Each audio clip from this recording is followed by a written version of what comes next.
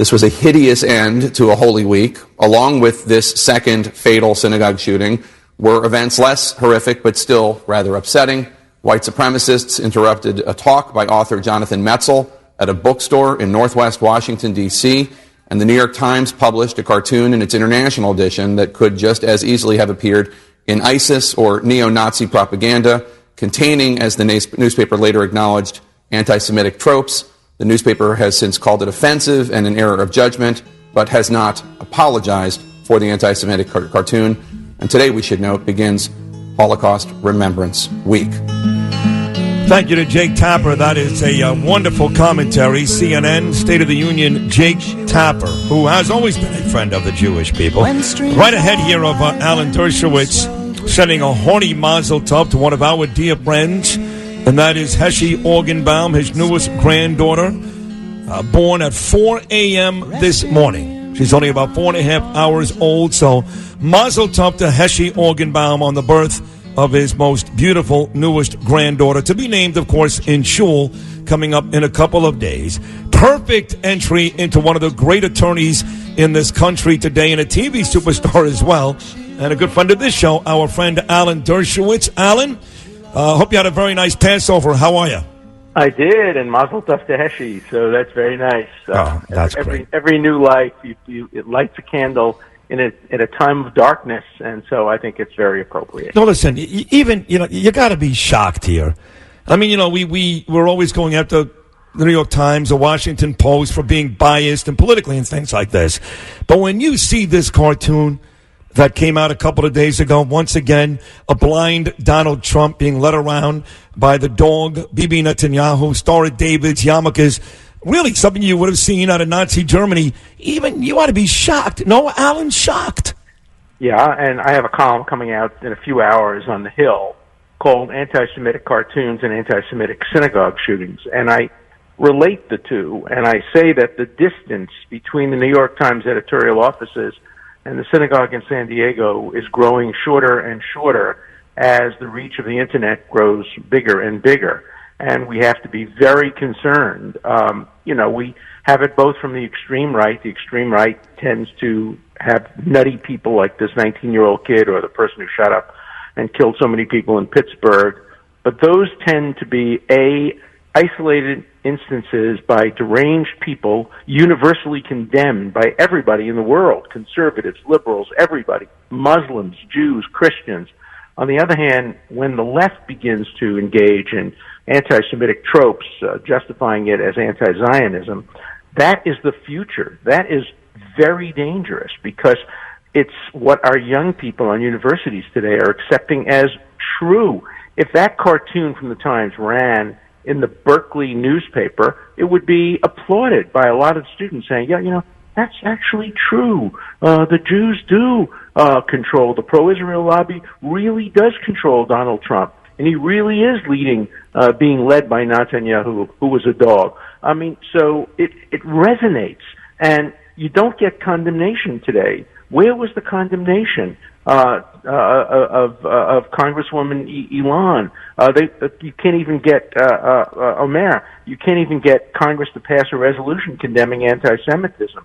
Or Corbyn. You get somebody like Bernie Sanders, who supports Corbyn, who's an out-and-out anti-Semite. He's talking about the British opposition leader, Jeremy Corbyn. Right. Or Bishop Tutu, who gets honorary degrees from American universities, including Brandeis University. Brandeis University gave Bishop Tutu an honorary degree, and Bishop Tutu espouses the worst kinds of anti-Semitism, and the left won't touch him because he's an icon of the end of apartheid in South Africa. But you can't give a pass to any kind of anti-Semitism, whether it's from Louis Farrakhan or Bishop Tutu.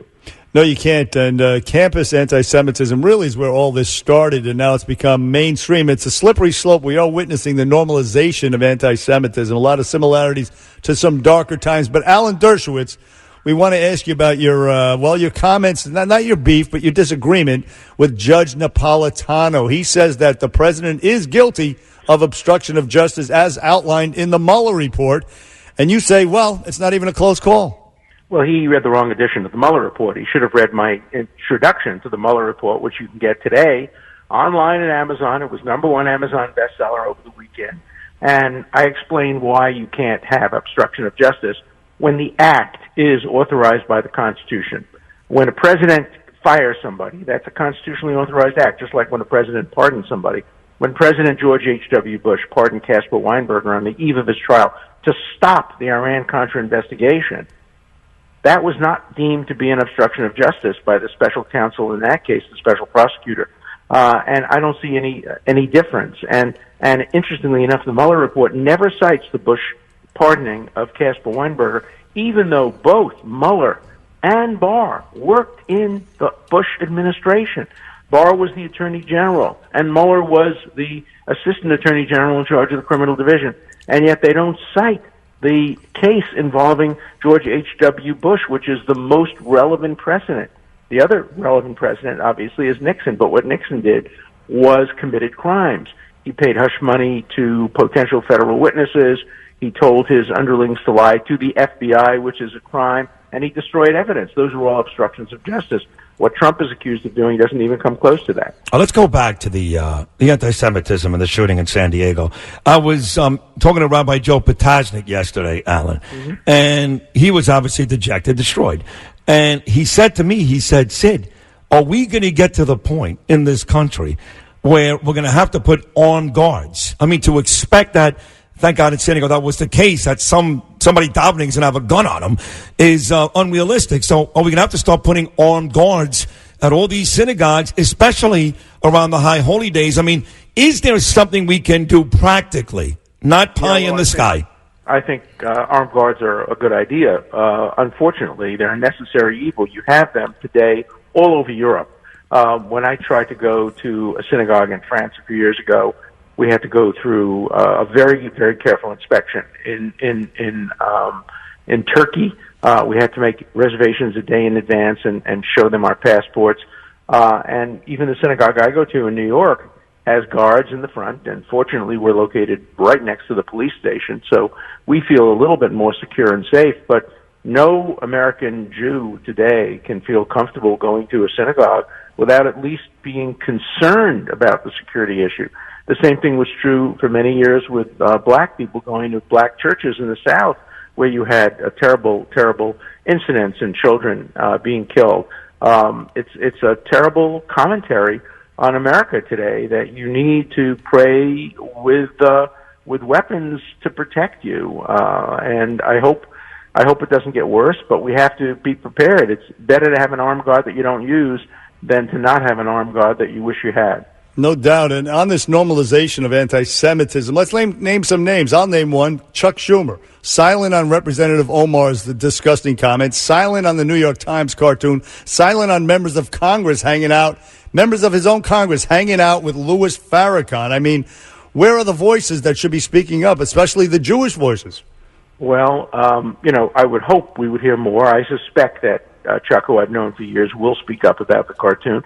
Look, I'm a close friend. I regard myself as a close friend of Bill Clinton and a supporter. But I called him out when he sat 4 seats away from Farrakhan at Aretha Franklin. Memorial for Aretha Franklin. Yeah. He should have walked out. If it had been David Duke sitting there, he would have walked out. We cannot have a double standard. Just because a bigot turns out to be black doesn't make it any less offensive or dangerous than when he's a David Duke who's white. And we can't have affirmative action for bigotry. We have to call it out on everybody. And I have to tell you, I want to say something very positive about Charles Rangel. When Bibi Netanyahu spoke in front of Congress, invited by the Speaker of the House, many people in the Black Caucus and many white senators, such as so many of them, you can't even begin to name them all, decided not to go to hear Netanyahu speak. They would have gone to hear Castro. They would have gone to hear the head of China or the head of North Korea, but they didn't want to go to hear Netanyahu. And I called Charlie Rangel, and I said, please come. And he agreed to do it, and he came. And then he thanked me afterward. He said, that was a great speech. I don't agree with it all, but I wanted to be there to hear it. And so, Elizabeth Warren didn't show up for that, but Charlie Rangel did show up. And I have to give him all the credit that's due because he's a real mensch. We like him too. Yeah. He was in here right before he retired, actually. So what is that column coming out on the Hill? Is that today? Yeah, in a couple hours. I sent it in this morning. It's being edited right now. It should be out. It should be online before noon. I can't wait to read it. Thank you again for joining Bernie and I. Happy Pesach. Always enjoy it. Us too. Thank you. Thank you, Take care. The great Alan Dershowitz will take a short break. More of Bernie and Sid right after this.